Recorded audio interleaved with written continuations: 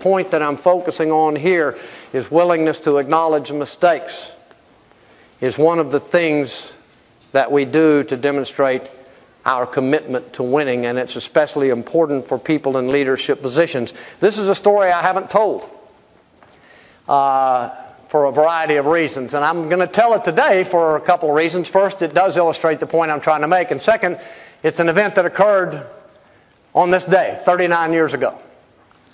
Hard to believe it's been that long. July 12th, 1968.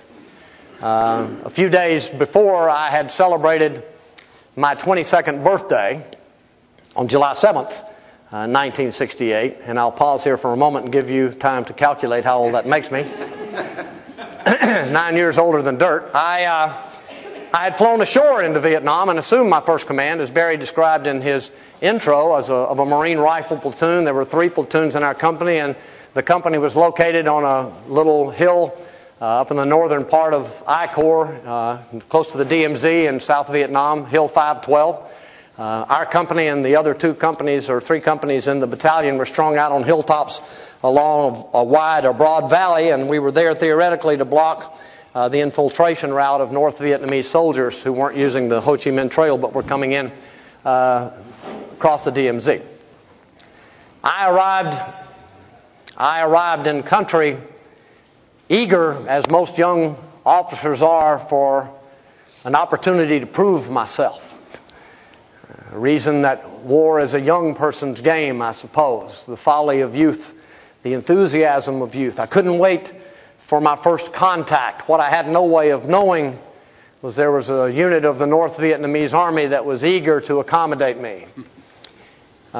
We would, on a daily basis, send out patrols several kilometers around our perimeter. And then they would come in, and then just before dark, we would send out listening posts 200 or 300 meters outside our lines to prevent them from sneaking up and hitting us in the night. So there was always a gap between when the daytime patrols came in and the night acts, we call them, went out. And on July 12th, the patrols had come in and the night acts hadn't gone out yet. I was sitting on the very top of the hill with my platoon sergeant and my radio operator. We were talking about who was going to go on listening posts that night, when suddenly we came under intense mortar fire, rocket-propelled grenade, machine gun, small arms, from a tree line about 300 meters away. I'll tell you, it was like nothing I ever had been exposed to, and it was like something I couldn't imagine. I couldn't imagine what it was going to be like. It was loud, it was scary, it was chaotic, it was smoky, there were people hit. I can't tell you what went through my mind consciously, only that when I became aware of what was going on, I looked out toward the tree line from which we're taking fire, and I saw one of my squad leaders, Corporal Cole, kneeling down, shooting an M79 grenade launcher, lobbing grenades into the tree line. He had picked it up from a Marine who'd been hit, been wounded. I don't know what possessed me. I ran out to where Corporal Cole was, and I guess it was my sense of Texas justice. We'll bring them to justice. I pulled my .45 caliber pistol out. I assumed a good standing firing position and promptly squeezed off 7 rounds at people I couldn't see in a tree line 300 meters away. How many of you have ever fired a pistol? They will be quick to verify the accuracy of what I'm getting ready to tell you, ladies and gentlemen. The likelihood of me hitting anything much smaller than Mount Everest at 300 meters was slim and none. I was not suppressing fire with my .45. I suspect that the best thing that my doing that did was cause the enemy to fall into peals of laughter. My squad leader never stopped firing, and as soon as he realized I had expended all the rounds in my magazine, fearing probably that I was going to reload and do that again, yelled at me, "Lieutenant, we need to bring some fire on that tree line." He wasn't referring to my pistol. I had committed a classic mistake. I had forgotten what? What is my role here? And my role, ladies and gentlemen, was not to fire at these people with my pistol. My fire was to ensure that we had filled any breaches in our defensive position. My job was to ensure that we had Marines and weapons deployed in such a way as to prevent them, because we knew what their intention was, to overrun our hillside. It was to ensure that that didn't happen. It was to coordinate with the company commander and with the other platoon commanders. And I'm out there shooting my pistol, but in a heartbeat, Corporal Cole reminded me.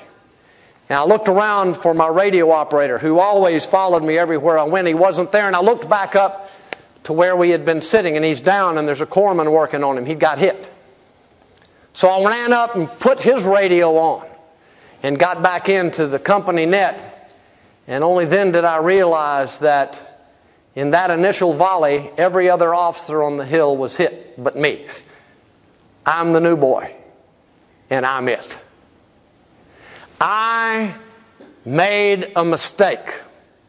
Now, happily, I am convinced that that mistake didn't cost anybody their lives, but I made a mistake, and in a heartbeat, I was brought back to my senses and had an opportunity to acknowledge the truth about my role.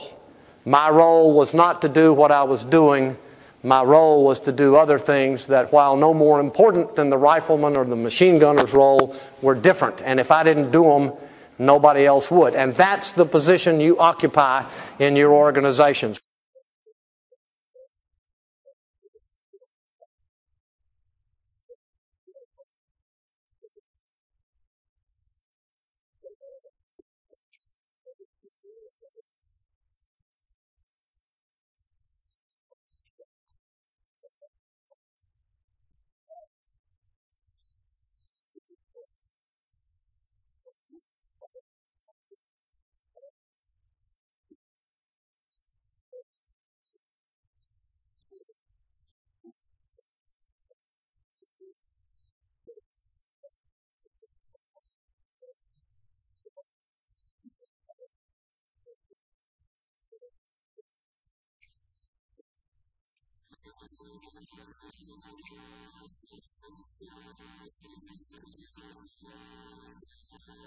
The morning after,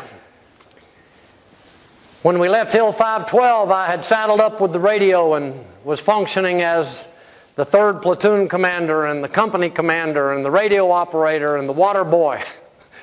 Brought artillery fire to bear on the tree line.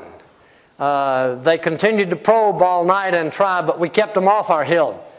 All night we fought with illumination flares shot from artillery pieces. It's an eerie, surreal sort of light, but it provides enough light so that you can see if large units are trying to get to you.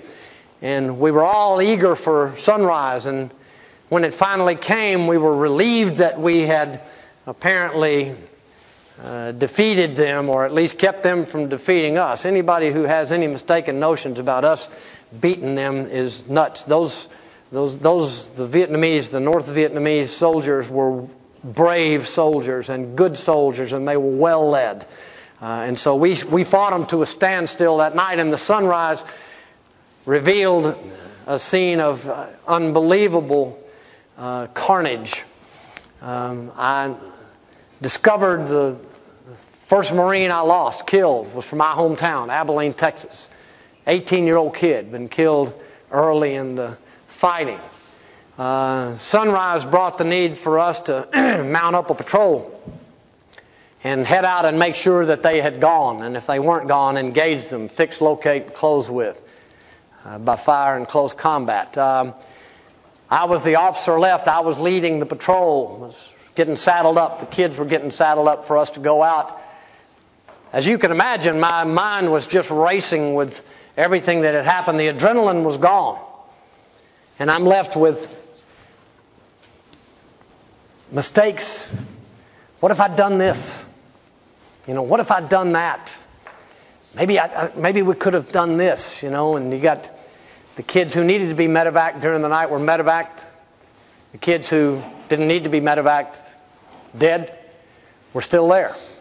You look at that, and it wears on you. I'm over by myself, looking at my map, getting ready to lead the patrol. The Marines who were going out with me are getting saddled up, and they're watching me. And I have every reason to believe that my facial expressions and body language and gestures didn't send a message of great confidence or enthusiasm, which is very disheartening for these young men who have fought all night and now they got to follow this guy out in Indian country. And one of the kids, a PFC, under the pretense of wanting to get a cigarette from me or get a light from me, came over to where I was. And as he got right beside me, he looked right in my eyes. And he said, "Lieutenant, it don't mean nothing. Get over it." What do you think he was telling me?